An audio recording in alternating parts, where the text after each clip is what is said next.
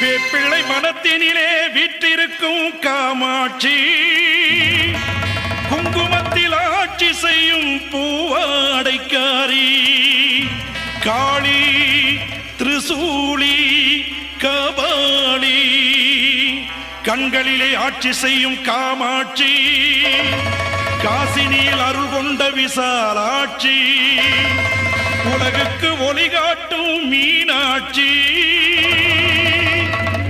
மாரியம்மா முத்தும் மாரியம்மா, வாடியம்மா எங்கு வாடியம்மா, மாரியம்மா முத்தும் மாரியம்மா,